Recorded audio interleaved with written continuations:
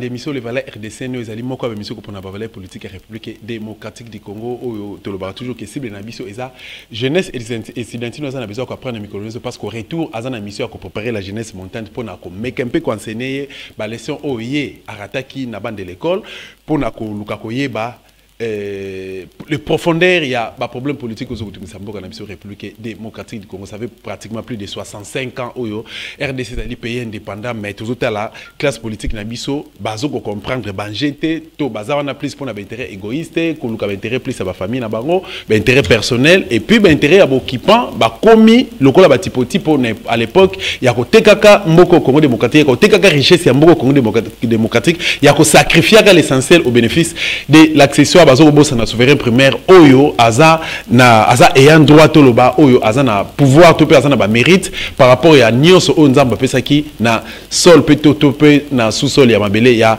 République démocratique du Congo. Ça fait pratiquement une année depuis monsieur Honoré Nganda Nzamboko atumba atikaki mboko République démocratique du Congo to pe atikaki mabele ya ba koko to pe ya bokoko na biso atikaki mokilo ya nse.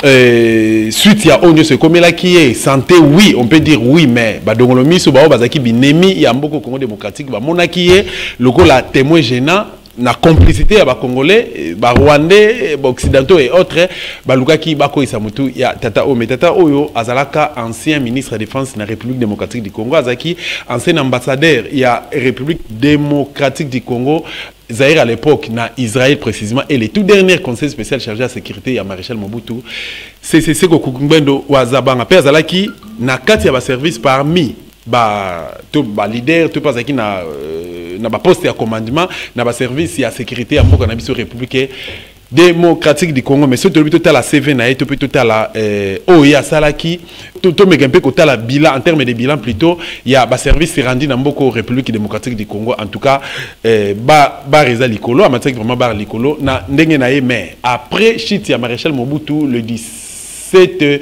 mai 1997 à se retrouver qui na exilé bon on a 2000 l'an 2000 avec Kobanda combat na ya résistance et si ka koma ki kokoma pona kotikela ba congolais et loko moko afin que ba na koluka koyeba ko comprendre depuis koluka koyeba comment ko défendre l'intérêt en mboka na biso République démocratique du Congo sika pa komela biso livre ainsi sont les glas a commis les derniers jours du maréchal a commis la stratégie du chaos a commis crime organisé en Afrique centrale pe a commis misusu atiki yango likolo ya bureau na ye atiki yango inachevé bien sûr to ebike lelo te lobité mais un jour to koluka batamaye le ebele to kofanda ensemble to réfléchir comment to ko achever ba thèse ebele oye atiki na bureau na ye mais atiki le biso kita moko esika pasenga ki na biso ba do statut pe ba résistance nyonso to yeba na ko sala pacte na mabele na biso République démocratique du Congo pour na koluka ko défendre yango. Non seulement ça abengaki ba congolais nyonso na kati ya résistance classe tout le tendance se confondit étudiants élèves enseignants militaires policiers politiciens députés sénateurs tout le monde a bengaki biso to bana ko région de résistance pour na ko luka ko libérer mboka na biso République démocratique du Congo ezali prise en otage et pas ya bapaya mais sans plus tarder to mekampe ko landa ba témoignage ezoko yaka kambula na mbula to landi Kulutu nangai ale bolojwa Michel Mangala tomoni Prince Penge pe tomoni bandeko ebele Mohamed Lisusu pe bandeko ebele oyo bazo ko continuer ko témoigner pour na bien fait topé souvenir au moment garder qui pona ndeko oyo misusu bengaki misusu bengaki papa misusu bengaki leader misusu bengaki résistant misusu bengaki encyclopédie misusu bengaki savant misusu bengaki donc kombo ezoko lataye ya ndenge par rapport ya bien fait na ye yo oyebaki papa Honoré Nganda Nzamboko atumbate to na l'ensemble témoignage ya bandeko oyo zoko témoigner na faveur na ye. C'est parti. Bonjour président Epenge. Bonjour. Voilà, jour après jour, finalement, une année déjà depuis Papa Honoré Nganda a Outaki Koti Kabiso. Est-ce que vous avez un mot à propos? D'abord, il s'allait date moko oyo il s'allait à tristesse parce que tu perds qui un homme qui a su se battre à un moment donné de sa vie pour un intérêt général, pour mboka na ye mpona bana pe bandeko na ye. Et personnellement, j'ai eu, à l'époque, donc Zalaki sous le régime Mobutu, je ne l'avais pas connu, j'entendais parler de lui. Mais il y a, je crois, 2 ans ou 3 ans, j'ai eu l'occasion, il y a sur un téléphone, et il y a mon compte d'Abina Kibiso, je garde jalousement ma conseil, il y a personne qui personnellement dans le téléphone, Gaïna Maître Nikuma Engele. Et je crois que le coup la bateau toujours résolution pour toi la vocation il y a qu'à diriger cette grande nation que le Congo. Bah conseil au papa Ngwanda pesa kibiso il faut ezala moto à l'ingio d'akopesoya. Donc je peux résumer qu'Alinga Kibiso et d'ailleurs lui-même avait dit qu'il apprécie beaucoup mon combat, le combat des Nico et des autres. Et qui nous invitait à cause de la prudence, à cause de la discipline. Il nous a même donné consigne sur un comportement personnel. Ça veut dire que d'une manière ou d'une autre, il a eu à contribuer pour notre vie à préserver parce que si on n'est pas préservé, on ne sera pas non plus protégé le Congo. Donc,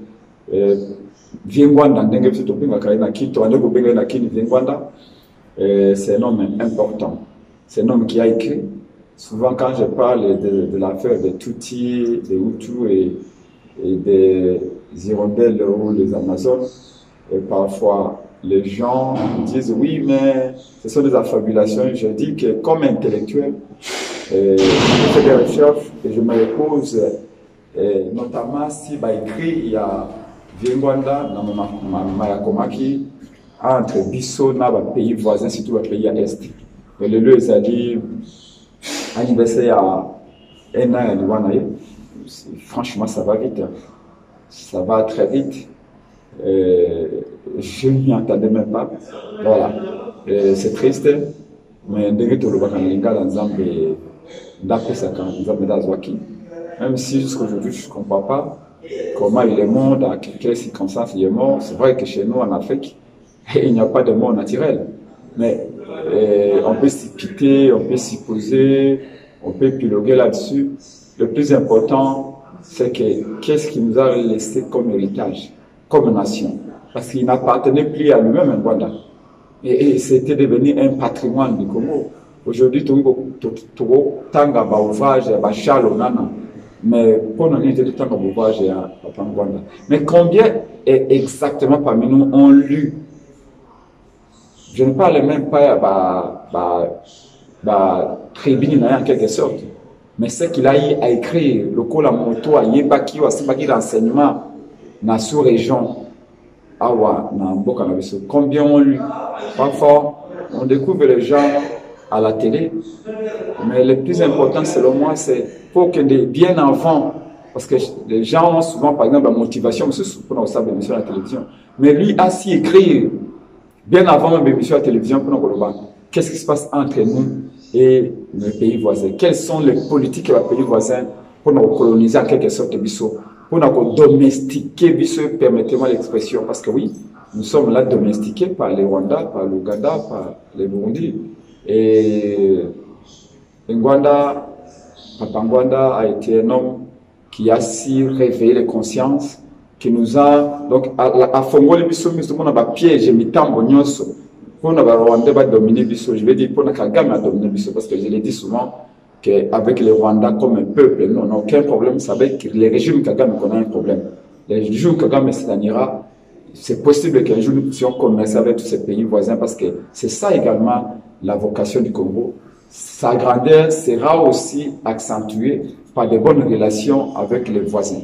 Mais pour l'instant, la question est tout simplement impossible parce qu'il y a un dictateur, un envahisseur, un monsieur qui a velléité à coloniser le Congo économiquement, politiquement, sécuritairement, qui s'appelle M. Kagame. Donc, Bangwanda a fongoli biso miso à l'activité de Genini, biso banso, et sengli toye ba le lengenini à par quelle corde Kagame a tiré pour dominer Bisso, de quelle manière il envoie ses filles et ses fils pour appâter Bisso. Et ça, je crois que dans ses écrits, pour tout celui qui veut diriger ce pays, pour tout celui qui veut défendre ce pays, ce sont des béabas qu'il faut tout connaître un mot. Et c'est grâce notamment à lui. Il y a tant d'autres qui ont écrit, mais Papa Ngwanda, de ce côté-là, étant mon service à renseignement, nous a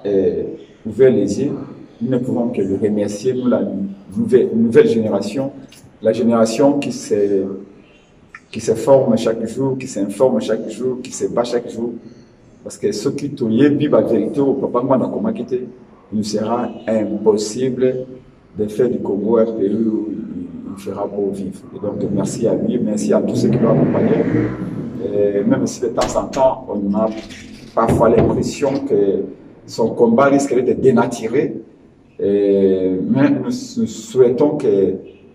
Parce que vous savez, tant les premiers d'une équipe s'en va, l'équipe de Simaso qui il risque d'y avoir des infiltrations et la dénaturalisation, plutôt la dénaturalisation, par conséquent de ce qui a été la teneur de son message. Et son message doit lui survivre. Il faut combattre et survivre. À Kofi Nazoto, car idéologiquement, il doit rester la scène.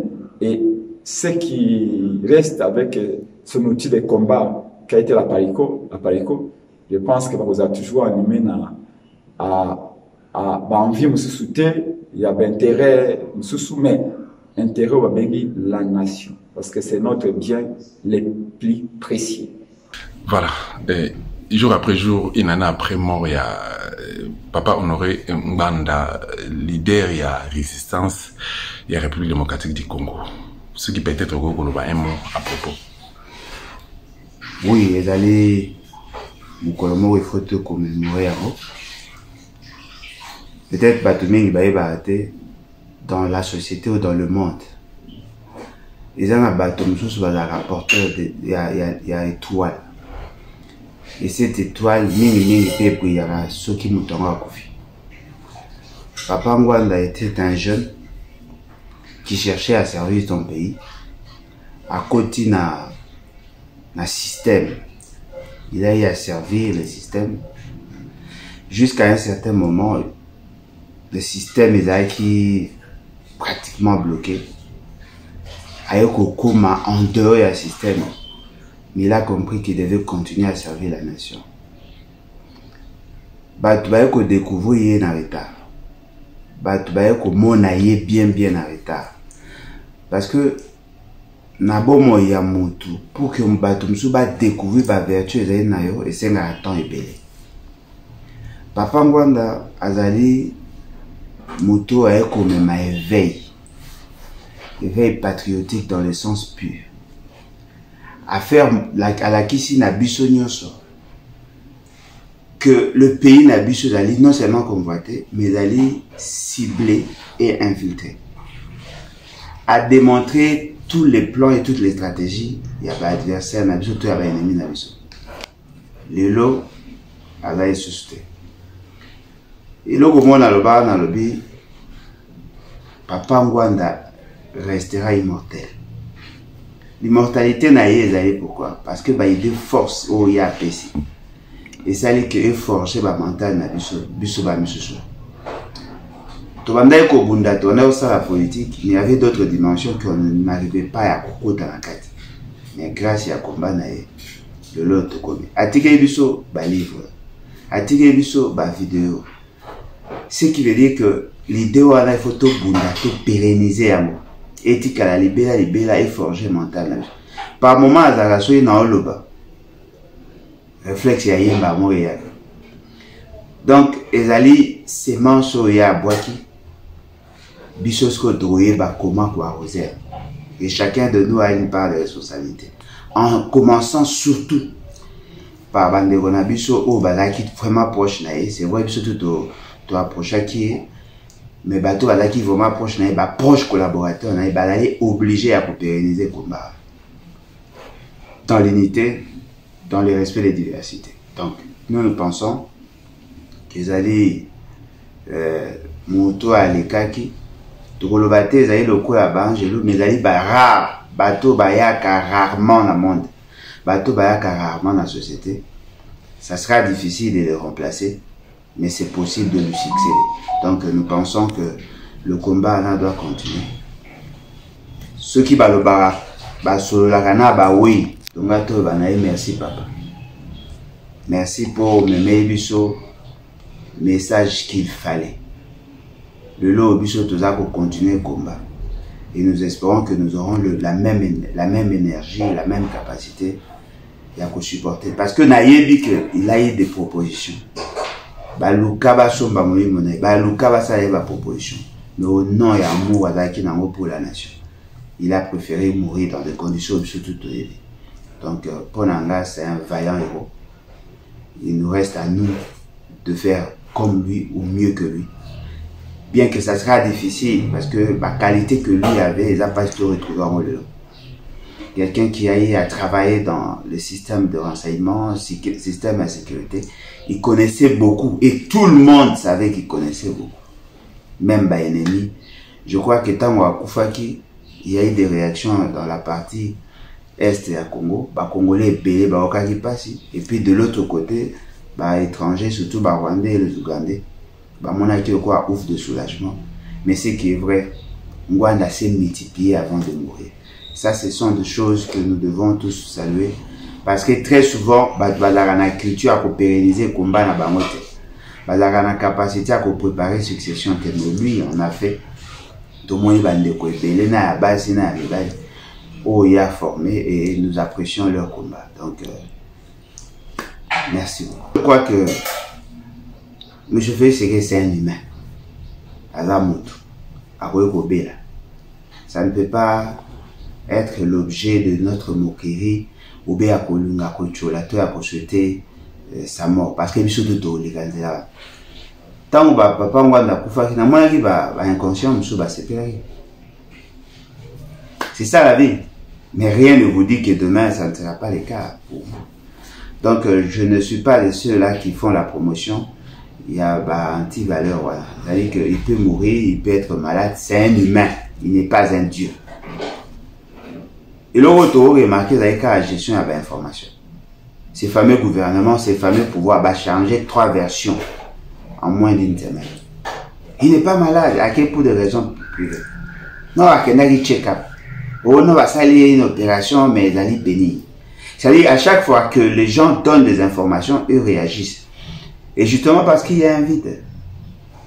Ceux qui souhaitaient quelque chose, te souhaitaient prompt rétablissement. Mais je fais ce que Haïfa Bika, Azonga, a démissionné, Toba Kangai. Voyez-vous? Pour ceux qui ont confié en fonction, surtout dans le cas de la maladie, et je ne vois pas ce que nous aurons à gagner. C'est Bahati qui va le succéder, et dans le même régime, ils vont organiser les élections. On change quoi? Mais il faut qu'il y ait ça, mais à culpa, à reconnaître tout ce qu'il a signé comme acte contre la République. En ce moment-là, nos âmes, l'esprit n'a plus sur libre, de ébi que Moutouma a un enfant égaré, à ça qui m'a soumou à reconnaître ma belle n'a été le corrigé. Mais ceux qui a accueilli, on risque de les classer parmi les bateaux pour le pays, alors qu'en réalité, il a servi les ennemis de la République. Donc là, personnellement, je suis de ceux qui pensent qu'un président en fonction, s'il peut avoir 2 places, c'est la prison ou le chômage.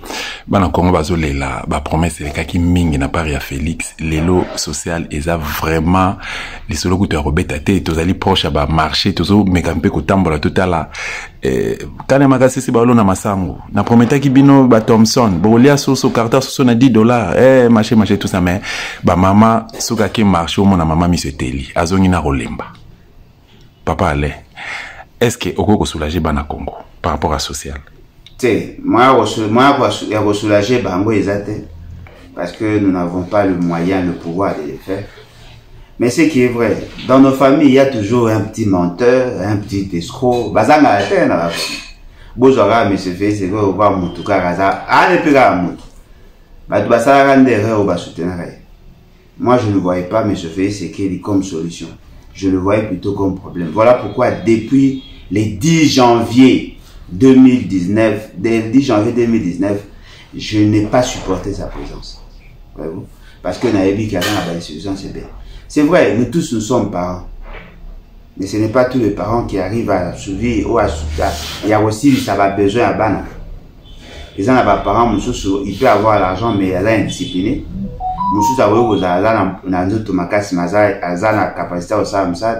C'est-à-dire qu'il faut d'abord être responsable. Il faut avoir un esprit ouvert, un esprit souci à résoudre le problème. M. Félix Tshisekedi était venu au pouvoir pour satisfaire d'abord un besoin. Souci moko ya bango na kati. Le père a échoué, le fils a réussi. C'est-à-dire il n'a rien fait pour nous. Et puis deuxièmement, son souci était il y a vivre gloire wana. Pour très souvent to benga abata orgueil. Oh bazanga orgueil te balainde ba ruka. C'est-à-dire que dans ces sens-là, il y a kolinga kola qui sabato avoir. Et puis élément mon repère c'est que c'est que la linga ya comme présent pour na ko buka mito ba ke mulu ba comme présent. Voyez-vous, ce sont tous ces éléments qui justifient sa position et l'attitude de ceux qui le soutiennent. Bah la liboso to mona mulu ba comme président. Bah le ba katola qui sabango que non mais c'est pas comme ça. Mais je vais essayer de ne faire rien. Même dans sa tombe, il sera toujours inutile. Donc il faut comprendre un mot. Et ce sont là nos réalités. Et nous pensons que nous devons faire la part de choses entre son incapacité à gouverner et sa vie. C'est un humain. C'est notre frère. Alaï le quoi papa le bas qui le quoi un enfant ou Alaï indiscipliné à écozoa mikanda le pas on parle de coopérater. Voyez-vous? À Jumikanda, à qui côté quand on a mangé, il faut qu'on plaquer na sol. Ça, ce sont les termes, mes grands-maîtres. Qu'on plaquer na sol. Qu'on botte là et l'eau. Ça, c'est ce que moi j'ai comme idée. Il n'a pas dit qu'il faut qu'on boum moi la tête. Qu'on plaquer na sol. C'est-à-dire qu'on empêcher que ça à ma vie. Ça, c'est mon combat. Mais bateau va se tailler à Koufa, ça, c'est leur combat. Parce que ceux qui t'ont vu, total à bien, M. Félix, c'est qu'il a offert perdre des choses 5 ans pour rien. Et tout ça, c'est à cause de Kabila. Il y a un banaro pardonnage jamais Kabila le fait d'avoir pris Félix Tshisekedi comme ça, il n'a pas soin mérité. Talambo va faire tout ça. Bilo ezaka komata, mafuta, mungwa, sucre, tout. Nyon se zaka même amende transactionnelle n'a pas parqué. Et mata. Mais la population n'a pas de revenus. Donc il faut tout ça, il faut tout désirer le meilleur, tout désirer l'excellence. Et pour moi, M. Félix Tshisekedi est bon pour la poubelle. Merci, mon amboka Doshta. D'abord, na kosenga paya Tata Mokonzi Nzambe Kimia Pea yambaye na Kimia nyonso bisika ya azali atala intérêt ya mboka oyo animaki ye oyo alalaki butu pe moite pona ko révéler na mokili mobimba en particulier pa ba congolais mayele ya mabe o batu o balingaki que bakabora mboka o c'est-à-dire ba balkaniser mboka na biso. Tata Mokonzi Nzambe atangile maboka te atangile bolamu na o nyonso sali pona mboka na ye. Non, na papa na biso Ngwanda tango solola ki na biso na yebi lisusu ezalaki na Faden ezalaki na Faden e ya bengi biso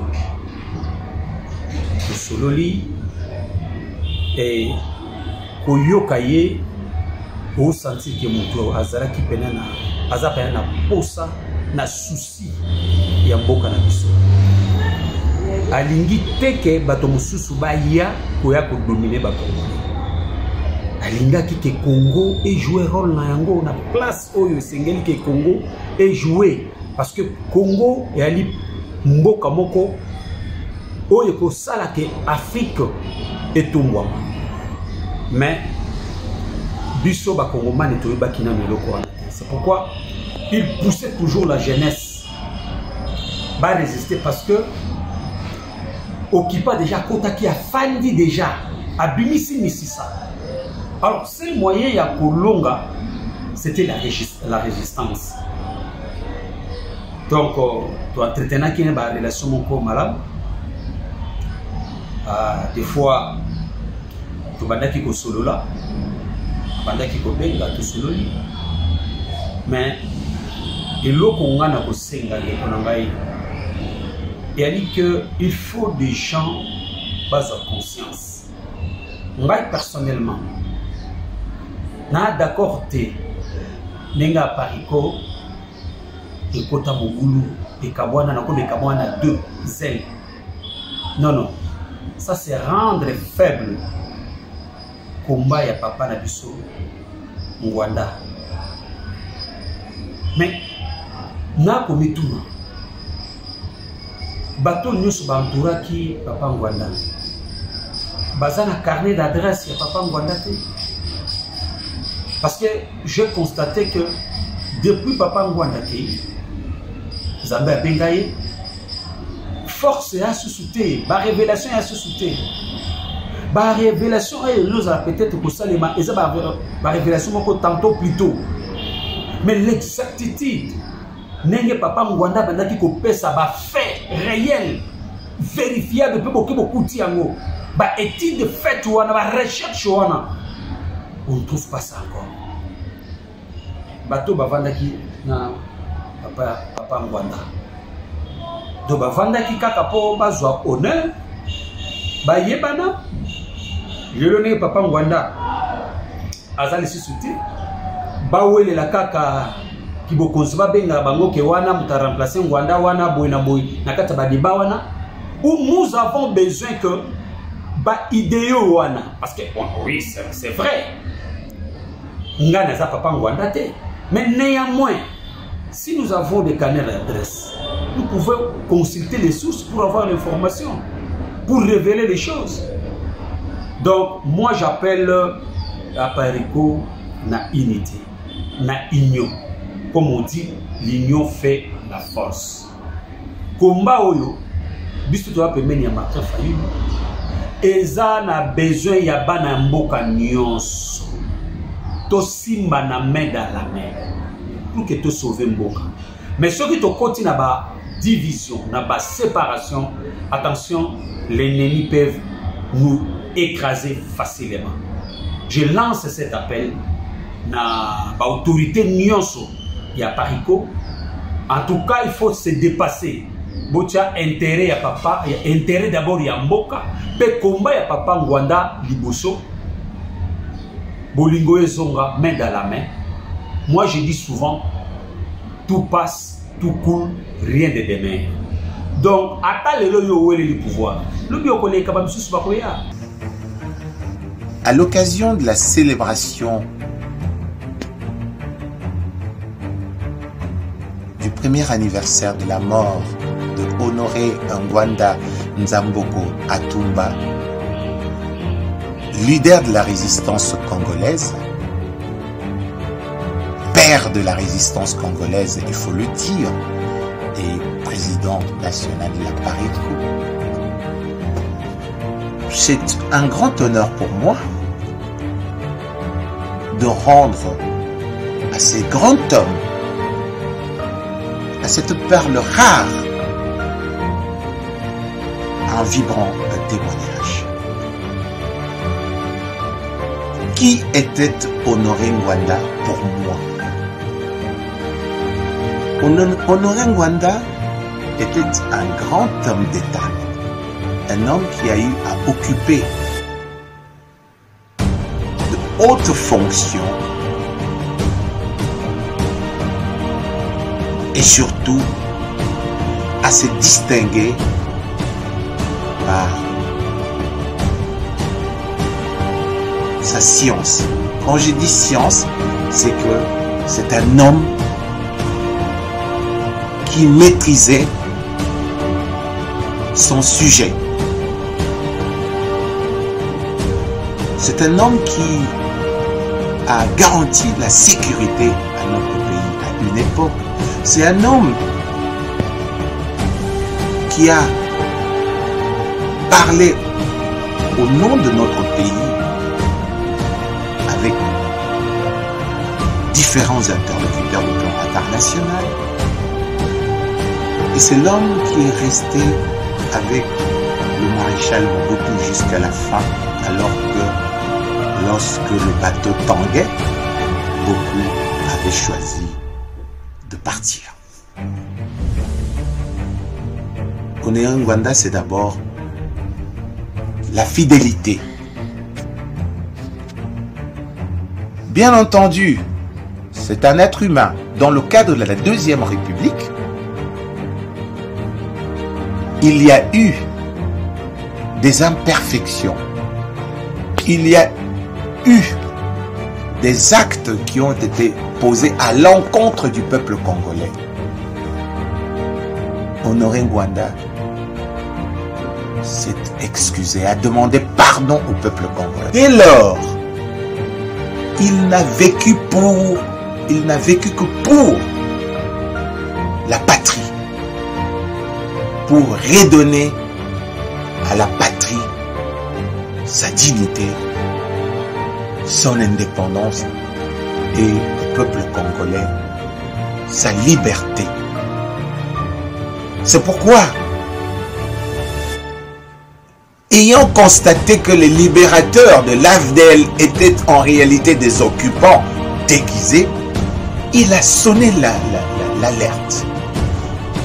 Il a commencé là une action qui aujourd'hui est devenue un lieu commun, le combat de résistance.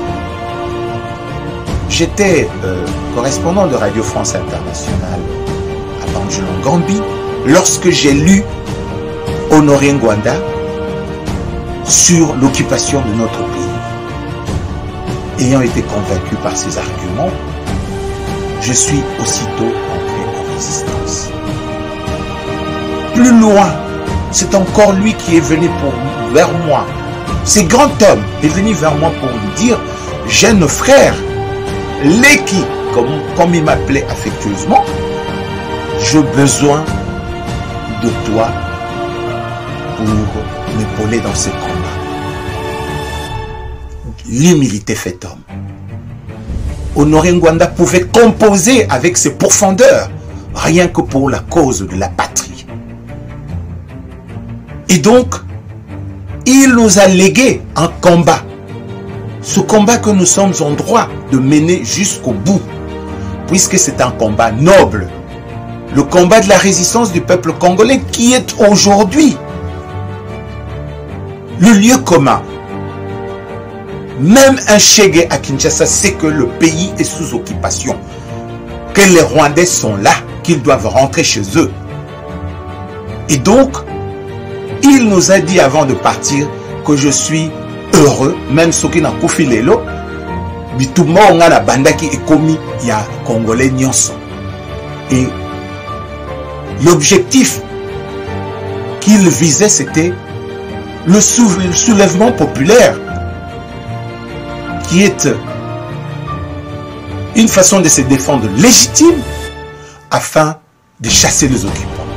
Et donc ici, je voudrais réitérer à l'endroit du peuple congolais que nous n'avons pas d'autre choix que le soulèvement populaire. Et j'ai dit soulèvement, le combat de résistance et le combat du peuple congolais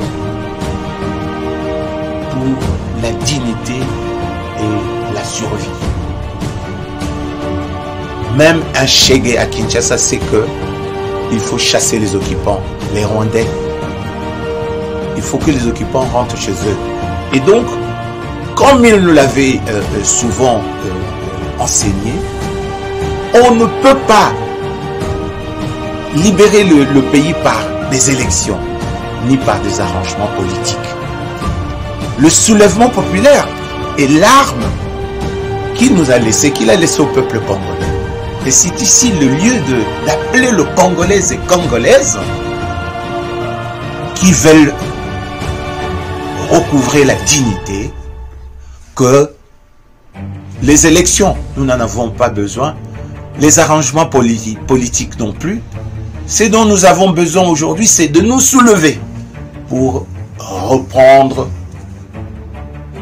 ce qui nous est,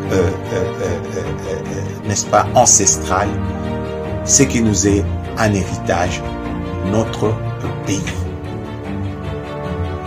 Ingeta, Ingeta, Ingeta, vive VH. Voilà.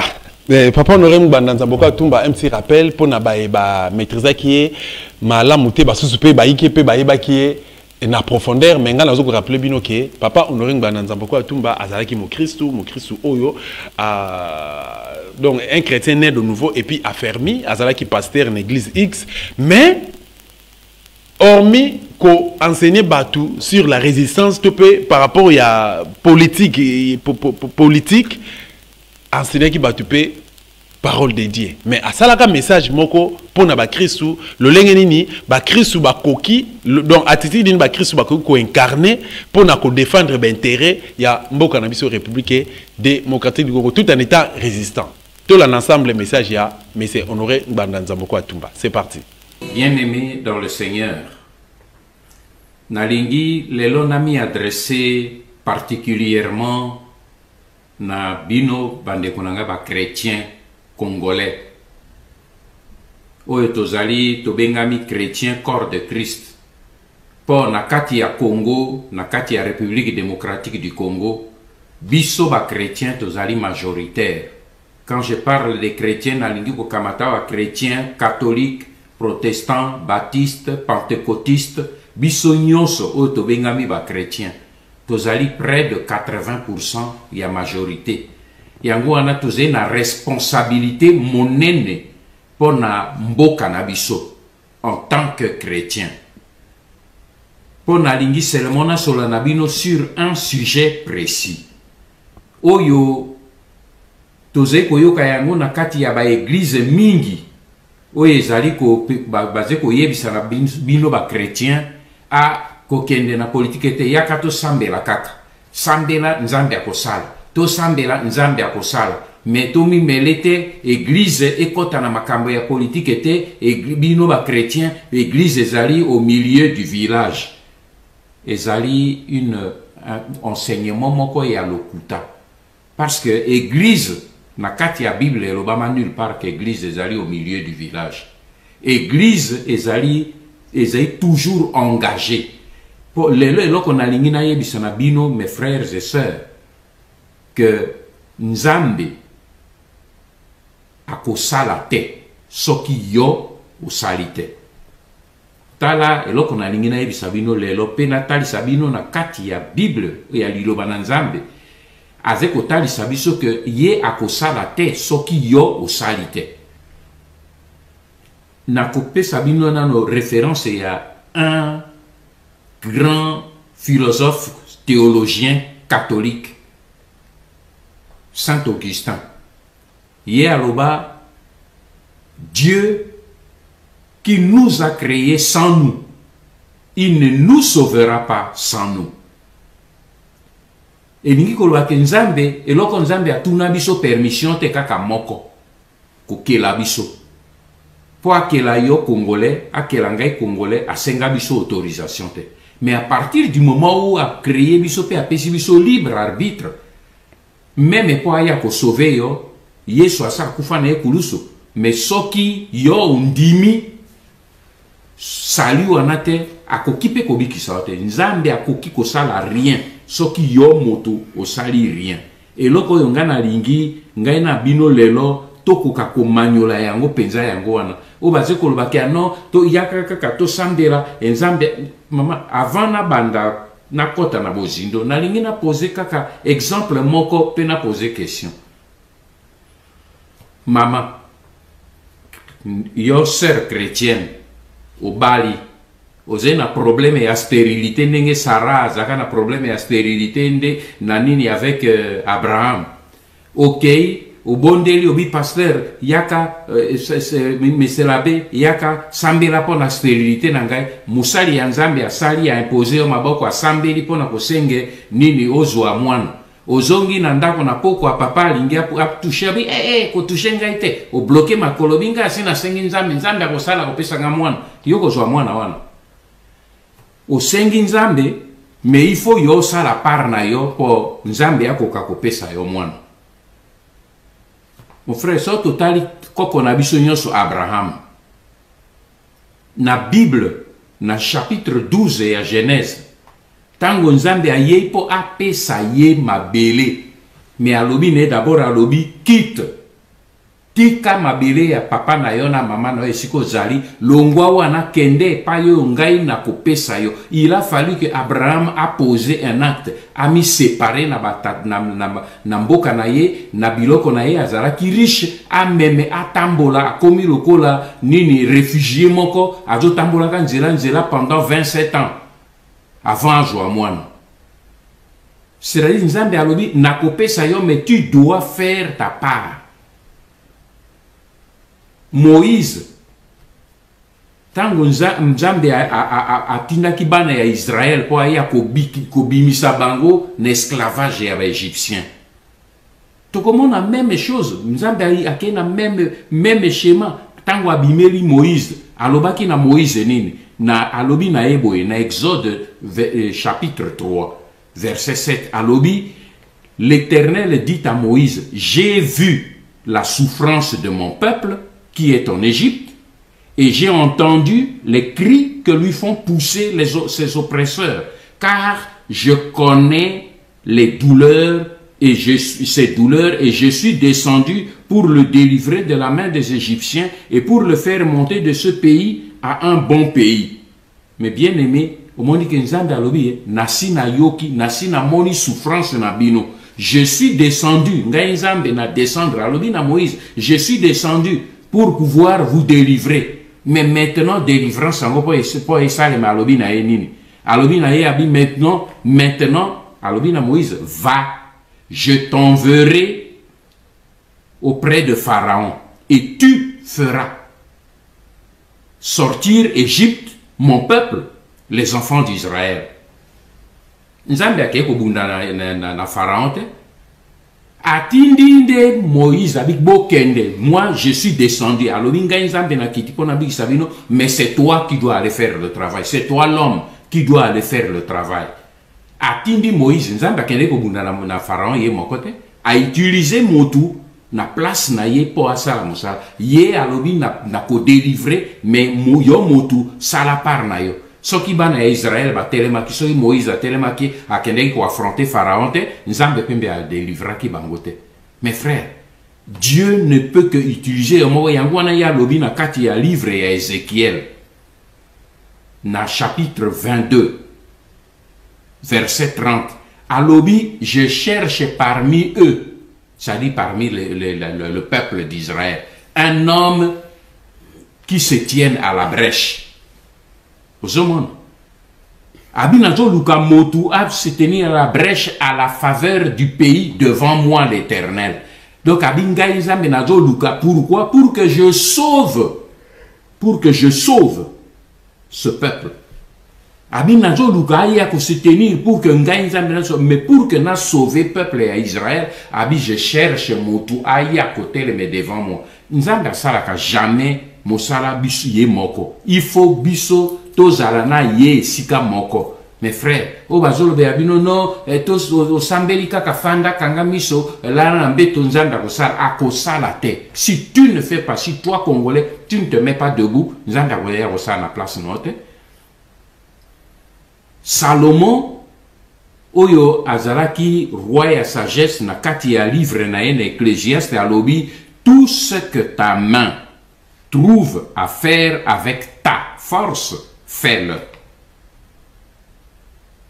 Ecclésiaste 9, verset 10.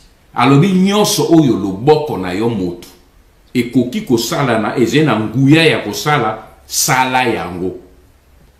Salomon. Pe soki toye kotala na kati ya Nouveau Testament enseignement ya Yesu Masi ya ye moko. Oya Jésus-Christ. Ye moko apesi biso baka ebele mokolo moko akei na kati ya akiti na nini na piscine o babengaka yango piscine ya Bethesda. Akuti motu moko paralytique moko alali wana depuis 38 ans. 38 ans alali wana. Atali tata ya biyo, est-ce que yo lingi kobika solo? Question est Jésus nani abi mais yo fandi wana olali kolala ozo sa eloko moko te est-ce que yo lingi obika Pourquoi Jésus a dit mbalamoko abinete alingana bikisio non? Alors il faut y avoir décision. Au moins il a tout na décision. Est-ce que biso lingito sikola mboka na biso ya so? Pour nzambe ya sikola, il faut d'abord biso moko to lingate nzambe ya sikola mboka na biso. Abi est-ce que yo olingi vraiment kobika? Mais aucune réponse ya tata. Abi ngaza na ngana motute na fandi wa pembeni na piscine oboy pendant 38 ans ce qui moto ya ko bango balinga ko ya ko bwa toujours alugini responsabilité ba to mosusu. Ba inga ko bwa ngana mai te sona lingi ko kende ba to mosusu ba si ba ke ba kiti na mai. Alors Jésus lui dit lève-toi. Lève-toi. Oki parole Jésus lui dit lève-toi. Alors il n'était que tu es guéri, il dit lève-toi. Prends ton grabat là et marche. Astuni makambo sat. Lève-toi, prends ton lit pour tika bosoto et officier fanda kite longwa tambola. Et c'est quand cet homme a commencé à faire l'action de se lever que guérison est liée. Frère, nzambe yesu alobi na ite ke ngana koya ko bikisona pa bino lève-toi. Jésus demande na bino congolais, lève-toi, chrétien congolais, kola la pongi, on a sali veiller, c'est une très bonne chose de faire la veillée, de prier. Mais comme Ecclésiaste et lobby, il y a un temps pour prier, il y a un temps pour se battre. Il y a un temps pour prier, il y a un temps pour faire la guerre. Bana ya Israël, bazaki na temps pour prier, mais bazaki temps et tout mosu selaki bunda bitumba. Moïse azalaki atomboli maboko likolo. Mais azeko sambela, mais kuna na franc Josué azaki kobunda. Il y a des gens pour prier, mais il y a aussi des gens pour se battre. Biso go bate que to sambeli kaka nzambe akoya akosala te mon frère et ma soeur. C'est pour cette raison que toze momoni na résurrection il y a Lazare. Na si na pesa kabino exemple wana déjà. Jésus a yé pour ressusciter Lazare, mais a commis devant la tombe de Lazare. Bayuda bazalaka kotia batuloko biso leote ba kotia ye na kati ya ni pe ba kui batie na kati ya kavo ba zui pierre pe ba rouler yango ezelo ko biso lelo okundi moto esili ba ye ba sali dal bati likolo. Mais Jésus a ye abi longola libanga en ôter la pierre ya azalaki nzambe mungongo na ekimisi liwa bo mungongo na ekokai ko bengana libanga ba ne longwate. Kokaki kolongwa me asali yango na nko pona kotalisa ke ye avant sala mosala pona biso il faut biso to sala pare ya oto koki kosala yango na lobi na bandeko na ye abi longola libanga wa bino boti ngai moto na tia kite longola rouler la pierre soki bo rouler la pierre ngai nzambe na kosala oyo bino batu bokoki kosala te na kozongisa ye na bomoyi pe tango ayebisi balongoli libanga lui Lazare bima. Mais Lazare tango abimi kuna abimi pe isu bilamba kaka elingami poni mongongo na Yesu efungoli bilamba te alobi bino batu bolingaki ye bo delie ye ozomona nzambe alingi partenariat avec biso batu mes frères. Alors yo koloba ke na te biso tokosala te non nzambe alingi biso to mi engagé pe yango wana moni na kati ya Apocalypse. Église nzambe alingi église est engagée. Ben église balobi basé au milieu du village. Boye bakeboze ben église à la Odyssée. Oyo ekomami na kati ya Apocalypse. Église ya la Odyssée oyo ekomami na kati ya Apocalypse na verset 3, 15 et 16. Molimo na nzambe lobaki na église ya la Odyssée yoka eloko nini molimo ya nzambe reprocher na église ya la Odyssée. L'Esprit de Dieu a dit à l'église de la Odyssée, je sais que tu es ni froid ni bouillant. Donc vous êtes ni à gauche ni à droite, église au milieu du village. Yangoan.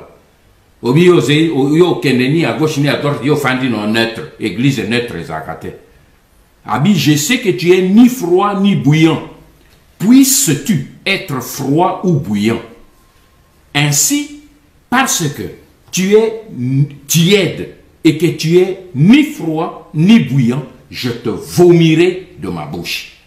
Tala sort aux ambassadeurs à l'église, aux chrétiens, aux tièdes. Frère, ma soeur, le pays, le Congo, c'est le pays que Dieu t'a donné. Et ce pays-là, Dieu ne viendra pas le protéger à ta place. Mais soki baye ko attaquer mboka na yo, o yo telemi pe olobi nzambe, yo moto pesa ki ngai mboka oyo, ngai na kei bitumba. Mais yo nzambe na nga bundela ngai okomona nguya na ekeli boso. Ndenge asalaki na bana ya Israël na Égypte, omonaki ke tango Pharaon alandi bango colonne de feu longwaki derrière et ye kotelema entre bana ya Israël na Pharaon. Pourquoi? Parce qu'ils étaient debout. Mais là, on est na Moïse. Alors, il dit à ses enfants d'Israël, debout, qu'ils marchent, qu'ils marchent. Une église ne doit pas être assise. Une église ne doit pas être neutre. Une église doit être au front. Une église doit être attaquée. On attaque. Mes frères, mes sœurs, tout élément. Peto bunda poto botolombo canabiso. Alors le Dieu d'Abraham, le Dieu de Jésus-Christ,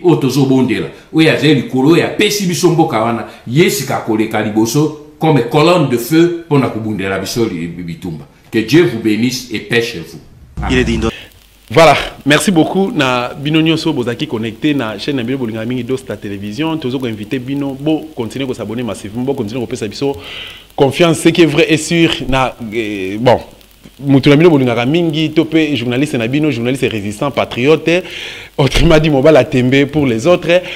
Agarda qui lui pendant autant de mois pour n'abassure comme là qui bobi que nous autres à Moutou, ils a local à Moutouka, donc ce qui problème technique est sengi et sengara toujours moins repos, bien que bah moment il y a temps de convalescence et si l'ina nous pensa te mais total il lobi que non pour na intérêt topé pour na bah raison ya kuluka obundela toujours mboka na biso je devais retourner topé na zongi la musala na ngai pour na koyeba na ko communiquer et pas na bino pe ko ko tchama la l'aise bah e banso bazali ba lokola ba dongola miso pour na koluka ko isa mboko république démocratique, en commençant par Bandeko parti politique, 751 par les partis politiques, Bandeko a limité surtout Bandeko a IDPS, au bas qu'on contribue pour la malheur et la République démocratique du Congo. Merci l'équipe technique qui a accompagné Ngaï, surtout pour la réussite de l'émission. Merci Nayo Bruno Nzinga, merci na MC Mbia, merci na ba Dostin, tu peux ba Dostin Nyonso, merci na Babona Dosta TV, Bolanda Biso.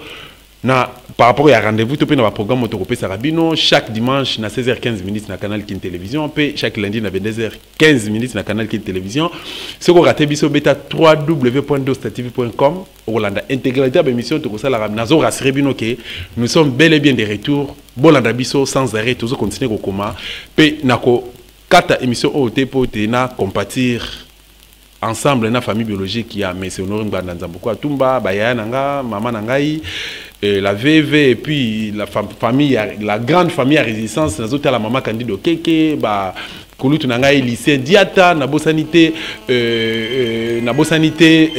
qui Kolutu nanga Odombo maman Sylvie Donja na profiter de la même occasion pour nous souhaiter joyeux anniversaire et pas à leader et à BDM topé leader et à Congo Central non seulement Congo Central oyo azo détenir mission ya ko luka ko défendre africain noir non seulement na Congo Central et na République démocratique du Congo pe karaté mais en Afrique centrale à l'occurrence le monsieur Nemo Nansemi oyo a outi ko sepela 74e anniversaire naé oyo a eu occasion ko benga abenga a souhaité a eu occasion ko offrir quelque chose de ça là topé ko sala eloko moko malamu pe to interpeller ba congolais nyonso to ebana ko luka ko comprendre problème zo ko tumisa mboka na biso République démocratique du Congo to keba na rise oyo bandeko bazo ko memena biso to ke na ba élection di susu oyo 2023 auto yebi ndenge ko sukela mais plutôt invitation na ko bengela kabino mikoloniste to pe na ko proposer kabino bo to région de résistance pour tout yebana ko défendre l'intérêt en mboka na biso République démocratique